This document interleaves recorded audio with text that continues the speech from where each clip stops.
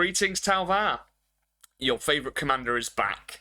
The reason I've taken a bit of time out is because I've absolutely shattered.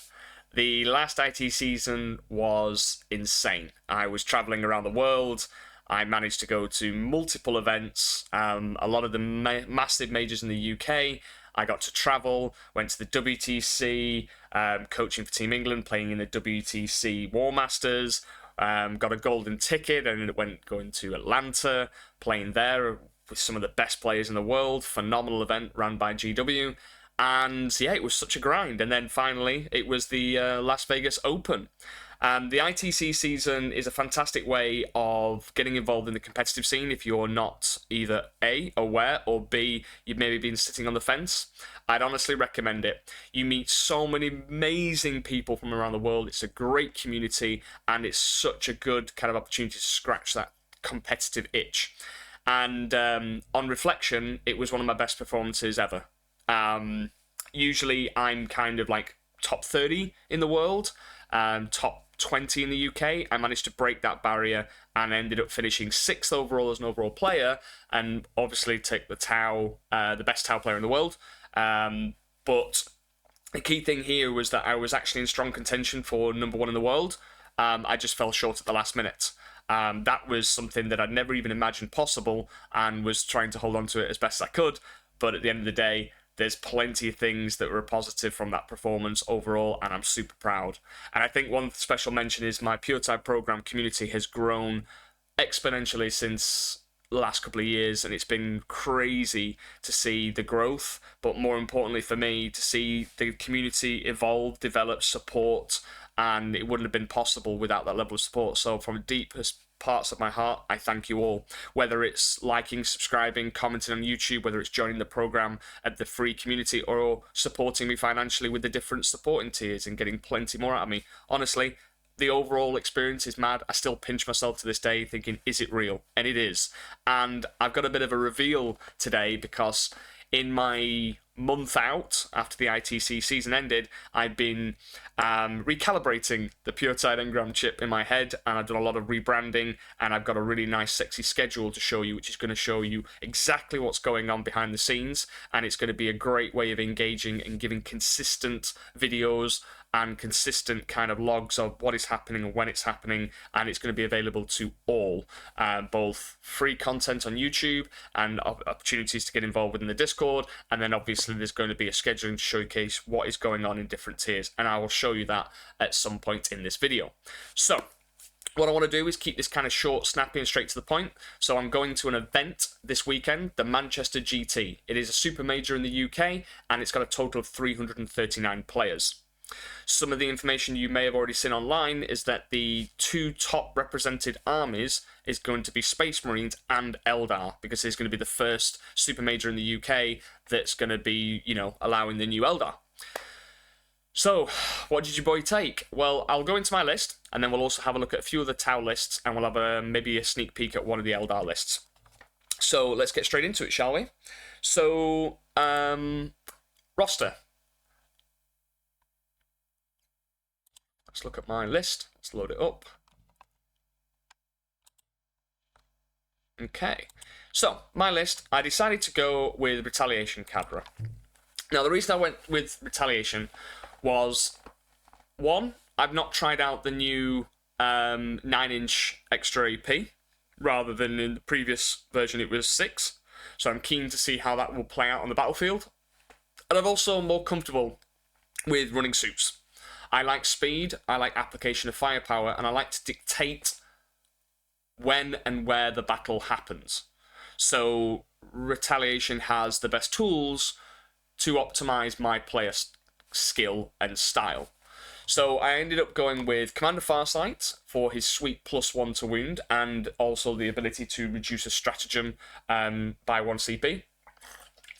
I then took a Cold Star Commander with a Cyclic Iron Blaster, High Output Burst Cannon, and Standard Burst Cannon, and 2 gun drones with the Enhancement Prototype Weapon System. You'll notice a gun that you may have not seen in a while, the Air Bursting Fragmentation Projector. I wonder why I'm taking that. I will spill the beans and tell you once I've gone through the rest of the list, because you'll notice a bit of a synergy. Then I've got another commander. This is an Enforcer commander with an Airburst frag, Cyclic, 2 plasma rifles, marker drone, shield drone, and the Starflare ignition system for the uppy downy ability.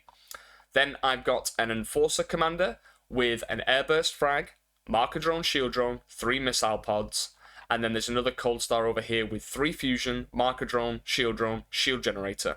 The only enhancements that I've taken have been the Starflare ignition system and the prototype weapon system for lethals or sustained. Then we look into my other data sheets. So we've got 2 units of 2 broadsides. Usually you'll see the broadsides with the heavy rail rifles, the Seeker missiles, and ignore the weapon support systems for ignoring hit modifiers. I've gone with the smart missile systems. So note that I mentioned there's a pattern, and I think you can start to kind of piece together what I'm talking about.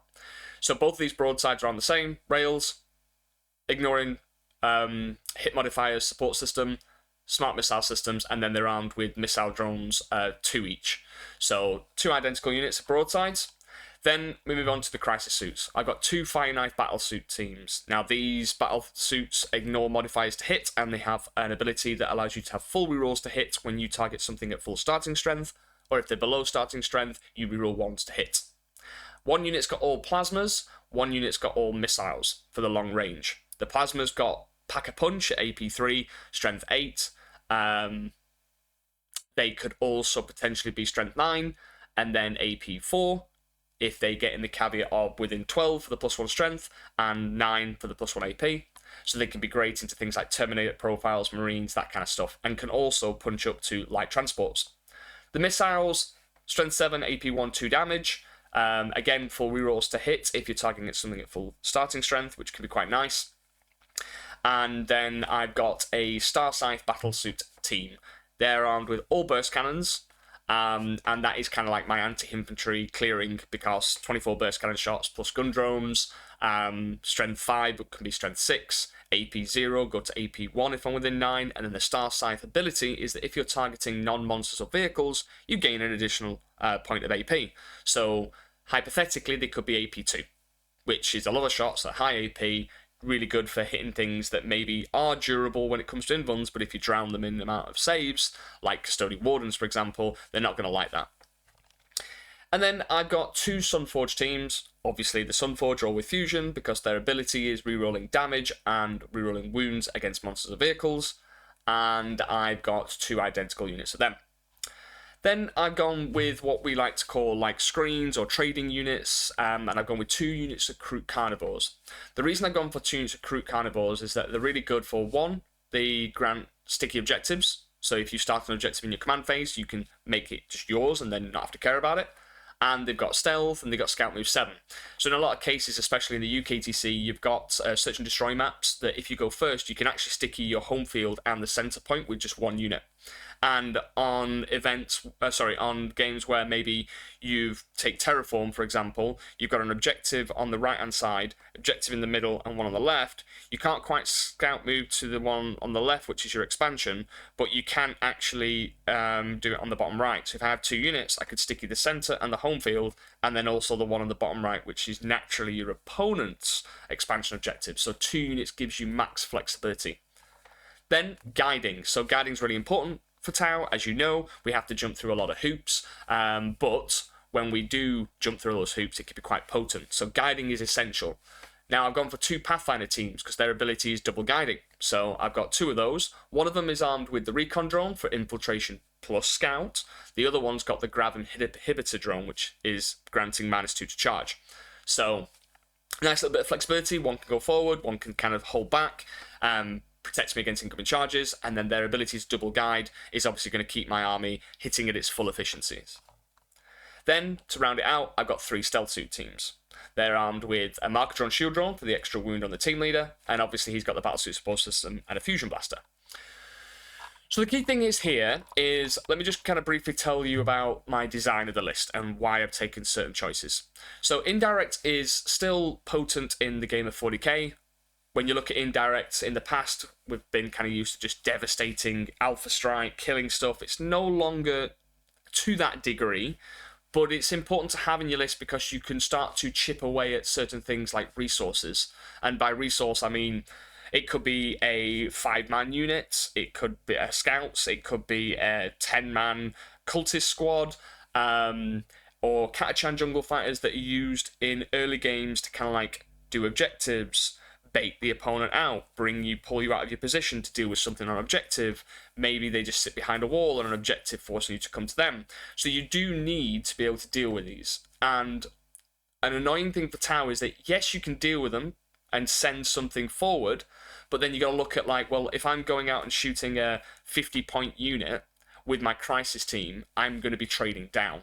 So smart missile systems, or any indirect that we have, is great in quantity, because you can just start to pick apart these small units.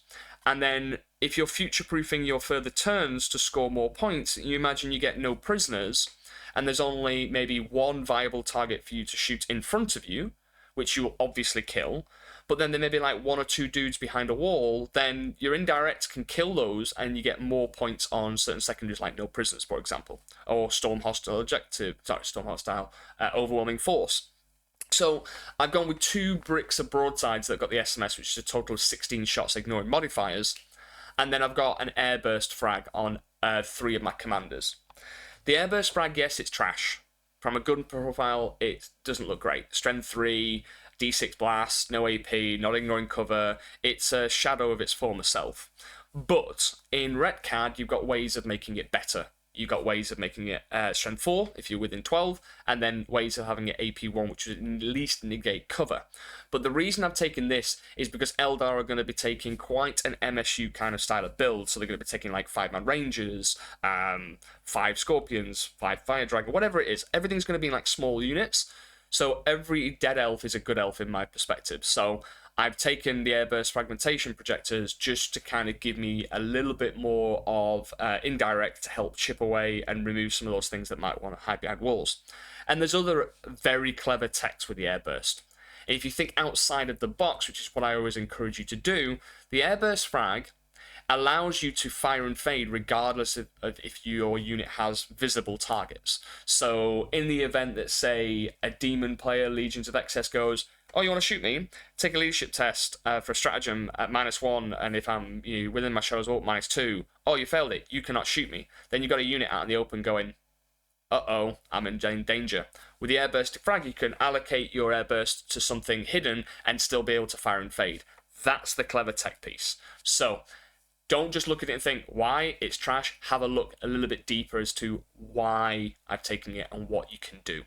And let's say if you've absolutely decimated your opponent, but you need a way to kind of shoot and fire and fade, if they've got something hidden behind a wall, you can still shoot it and then fire and fade onto the objective. And it can be crucial in games. So that's a little bit about my list. So if we have a look at other, I'm going to choose a couple of other Tau lists. So give me 1 second.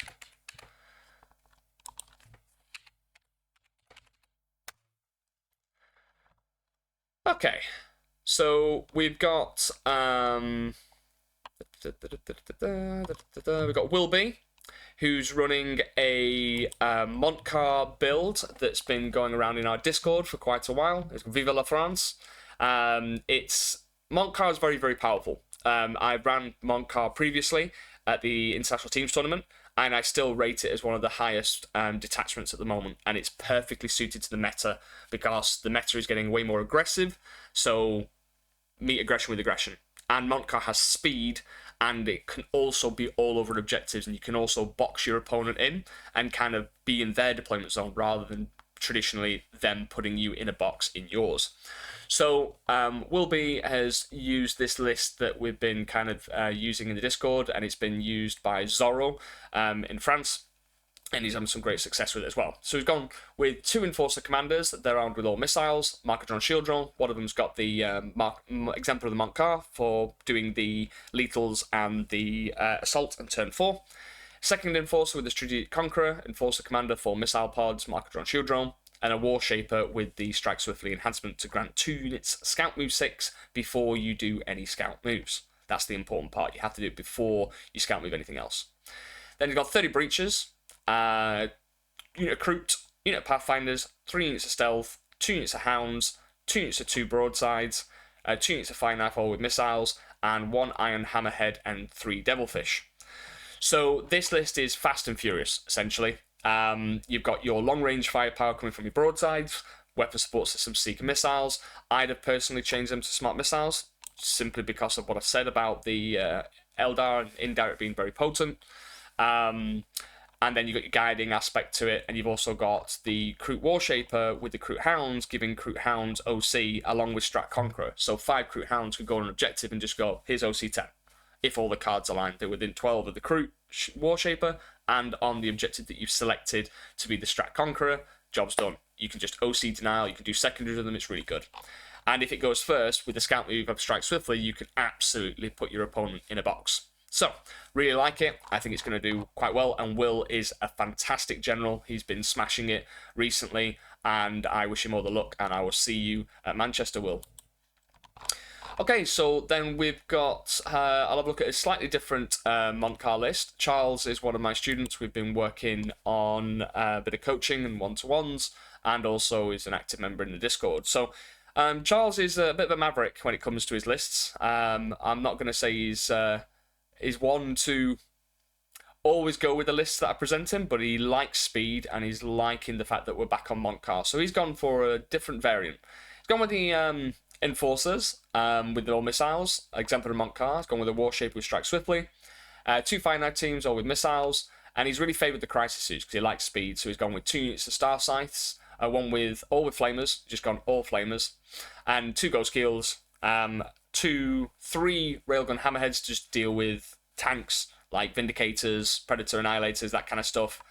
Kroot team, Pathfinder, 2 single Piranhas, and 3 Stealth, and a Vespid team. So not using breaches, but got more kind of Crisis Suits to kind of play the mid-board game and long-range game. And it's also got the Railgun Hammerheads just to say no to tanks. So, Charles, wish you all the best. I know you've got quite a rough pairing round 1. But all the best, buddy, and I'll see you at Manchester.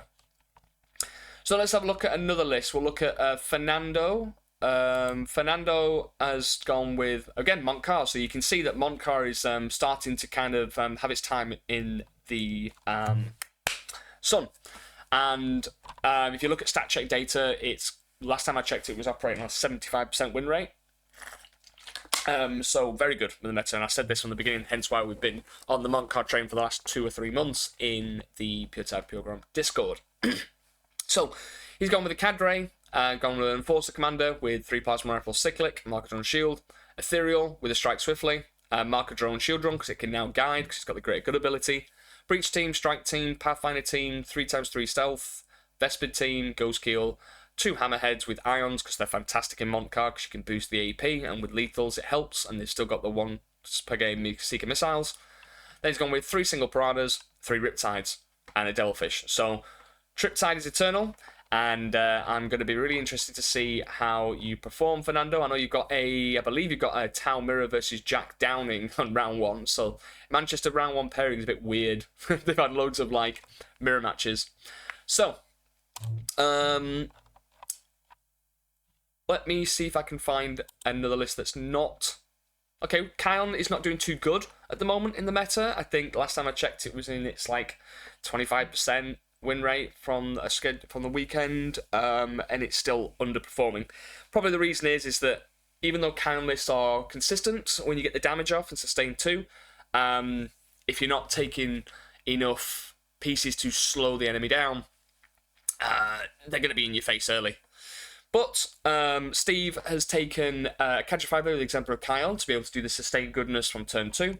2 more Cadre Fire Blades naked. He's gone Shield Drones. Personally, Steve, sorry, I would take gun drones on them because it's still going to die. And if you take 2 gun drones, you can benefit from your own ability of the extra AP on 6s to wound. And with gun drones being twin linked, it can actually add up. And God forbid you get some sustained hits too on those gun drones. It can be quite nasty. And because they're attaching to breaches, you get 4 rerolls to wound for the rest of the squad, and they're already twin linked on the gun drones. So that's just a little bit of a top tip for you, buddy. 3 breacher teams. Shield drone, guardian drone.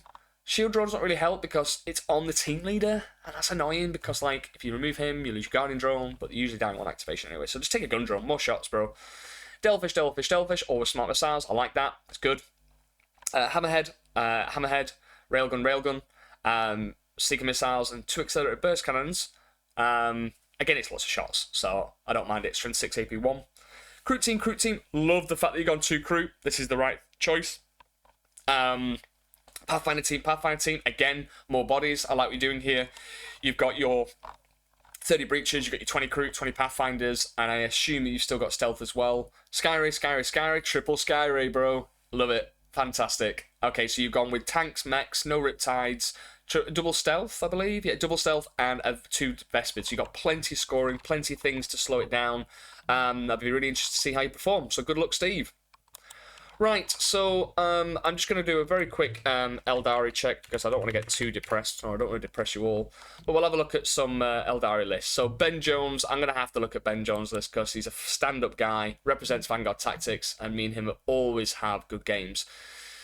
No shock here, is going with the devoted of your needs, the Inari builds, Autark with the Starglaze and Fusion Guns, Yin Khan, Yvrain, Storm Guardians, Wave Serpent, Venom, Dark Reapers 5, Dark Reapers 5, Fire Dragons 5, 5 Dragons 5, 5 Dragons 5, Howling Banshees, Rangers, Striking Scorpions, Warp Spiders, Wind Riders, a unit of 6, and the Yanari Incubi. So, go wide build. Interesting. I like this Yankan tech because what this means is that they get a movement at the end of the shoot phase if you've killed something. So, for example, if I shoot, it pushes the incarnate and goes, you have to deal with this. I'm like, I have to deal with it. So when I deal with it, one of his units, which could be something in a Venom, something in a Wave Serpent, can just go, thanks for the free movement, with Star Engines, yeet, and then I'm into you next turn. So that is something that's going to be quite a problem, and a lot of top players have started to take Yanari, like Ben Jones isn't the only one, Vic VJ has also done the same. Like I said, there's a lot. So Vic VJ has taken Yvrain, Autark, Yanari Archon, Corsair Void Reavers, 10 Cabalite Warriors to split, 5 Rangers, Scorpions, Banshees, 5 Dragons, Warp Spiders, Swooping Hawks, 5 Dark Reapers, Yanari Venom, Wave Serpent. So 3 Wave Serpents and 1 Venom. Everything is going to be in vehicles, and everything can basically just push up if you kill something. So, potent. We'll just see how Eldar start to perform, or don't perform, at the Manchester Supermajor.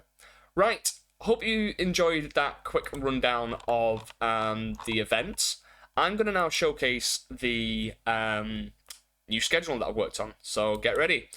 So, what I've basically done here is, the idea is that I want a schedule to be out every week. So I'm going to be scheduling a YouTube video, probably one of the YouTube shorts, which is going to have like some top tips, really quick kind of like information to digest, followed by a active schedule that will showcase what is going on and where you need to be to gain access to it all. So the other part is that I want to obviously create more consistency in terms of the content that I provide within the online platform that you use through WOP, which showcases like the small videos that I've been doing, teaching you how to like build lists, top tips on kind of like tournaments, all that kind of stuff. So I've got like layers of different content that happen depending on what subscription tier you've signed up to. And the idea now is that with the scheduling, you're going to have access to everything. You're going to know exactly when the videos are going to be released. You're going to know exactly what time the calls are, because we have got like a scheduling system within the Discord, but I wanted to make it more visual, and this is exactly what it does. So without further ado, let me showcase what's going to be happening in the Puretide program from Monday. So, as you can see here, this is the new scheduling. It looks awesome. You've got like the crisis suits, the Chassel crisis suit here, the Chasspray team leader for the stealth suits. You got the Pathfinder, and then you got the Chassui there. So I spent a lot of time on this, and there's going to be way more material coming your way for advertisements and showing you what the program's all about. So if we start on Monday, well, I'm going to be doing a regular thing every month at the beginning, the State of Tau. So that'll be available on YouTube. And then what I do for my Chassels, you'll notice that all the calls and the stuff here is color coordinated, and it's linked to which tier. So for example, green, the Chassel tier, which is the highest tier on offer, is green. So the green calls are for Chassels. And then blue for Chasspray, purple for Pathfinder, and then red is the Chasseray, the community, the free tier. So starting on Monday, we've got the State of Tau, and then what I do for my Chassels is I do tournament replays, where I go through an event that I've been to once a month minimum, and I give you a TTS walkthrough of all the rounds that I play, all the tactics that I do, and you get to basically live through the eyes of myself as if you were actually there. So you'll learn everything that you need to know from me just by watching these tournament replays. And this has been one of the major things that my Chassel community have absolutely loved, and they rant and rave about. And honestly, they call it cash money. It's just everything they need to know about what I do and why I do it, and you learn from the best. So then on Tuesday, we've got Academy training, so I'm going to be uploading some videos for you to watch on the WAP library, and it's going to be how to build balanced Tau lists, and I'm going to go through all of them from Montcar, Kion, Auxiliary, and Kroot, and give it a bit of a refresh to match the current state of the meta. So stay tuned for that, and that's available for Pathfinders and upwards. Just to note, if you are Chassel, you get everything, including Chasseray, Pathfinder, and the Chasseray, and same goes for Chasseray. We'll get Chasseray and Pathfinder, so it's all inclusive. So the higher the tier, you get everything. And then, obviously, respectively, if you're a Chasseray, you get Pathfinder, and Pathfinder, you get Pathfinder. So then I'm going to have tournament reports. So tournament reports are something that I've been working on within the Discord. And what I basically do is when I go to a tournament, I actually physically write up the matchups, like who I was going against, what faction, my thoughts going into the game, my planning stage, the whole lot. And I've been doing it for Chassels only, and I'm going to be moving that over to Chasseprays and Chassels so that you can actually have a written form, like a documented review of the decisions, and my pre-game thoughts and post-game thoughts. And that's going to be available in Discord. It's got its own forum settings, so you can easily see which events I've gone to, and it's perfect. I've got it all labeled for different factions. It's great. So if I go against like Eldar, it'll be in the Eldar section. So it's super sexy, super clean. Then we go on to Wednesday. I'm going to be doing the rest of the tournament replays for rounds 3 to 5, because on Monday I'll do the first 2, and then on Wednesday I'll do the last remaining ones from Manchester, because they do take quite a while, because I literally rebuild them on Tabletop Simulator. And then on Thursday we're going to have the live Discord call. So all the calls that I do are live, they are interactive. You don't just sit there and listen to me talk for an hour. I review lists, people come to the stage, they chat to me, they ask me questions, they ask for advice. I love the fact that within my Discord, it is all interactive. It's why I created it, and this is why you should be part of it. You get my time and you get to communicate with me. You can ask me anything you want, and we can help get you up to scratch. And basically, essentially, I review your list, I refine it, and I optimize it. Then we move over to Friday. So every month for Pathfinders, we always do a demonstration day. And I'll always demonstrate something that's on point, that's relevant and current to the state of the meta. Last time I reviewed one of my games that I had at the International Teams Tournament, which was against the Legions of Excess Demons. And I did a scenario asking what would you do and why would you do it and how would you block this army in. And it was a fantastic session. It was really interactive, and I do this once a month. So demonstration day is a great way. We're going to do a deployment exercise versus the new Eldar detachment aspect host. So I'm going to help prepare everybody to know what to do when you do come up across against Eldar. Then we follow up on the Sunday with a live Discord call for Chassels only, and which is the review of the stat check data. Post Manchester, we'll also look at kind of like the list that did really well at Manchester, and we'll kind of do a deep dive on what we can do to prepare going forward. So this call is always great because we go into detail on the StatCheck website, and those guys are amazing. That website, if you haven't already checked it out, go and check it out. StatCheck is a fantastic way to do a deep dive, have a look at what detachments are performing well, what they're good into, what they're not so good into. It's just a plethora of amazing information that will help you tactically plan, and if you're a tournament goer, it's a must. So yeah, all my live calls are recorded, so even if you cannot attend, because they are in UK time, so GMT. Now, if you can't attend, don't worry. All my live calls here on this scheduling are timed at 7 p.m, but I record it all and I upload it to the library, so you'll never miss it. You may miss the live content, but you'll never miss what's discussed because it'll be able to you to watch on replay. All the content that I do, all the videos is uploaded to WAP Library, which is available. So when you do make a purchase, whether it's Pathfinder, Shasprey, Chassel, it gains you access to this, and you just have to claim your access, and then you've got access to the library of all the videos I've done and all the videos that are yet to come. So, guys, this is going to be the new format. This is going to be released every Monday for scheduling. And it's going to be available on Discord and also on YouTube Shorts. So hopefully you like it. If there's any feedback and stuff that you like what you're hearing and you want to get involved, put in the comments below. Come over into Discord. The links are in the YouTube channel. Honestly, it's a fantastic place to be. So without further ado, I'd like to just thank you for your time. I've hit the 30-minute mark, so I wanted to keep it around 30 minutes. So I wish you all the best. And for those Tau people that are going out to Manchester, good luck, travel safe, and I'll see you there, and the best of luck. And everything from me, thank you very much. Take care, and I'll speak to you all soon.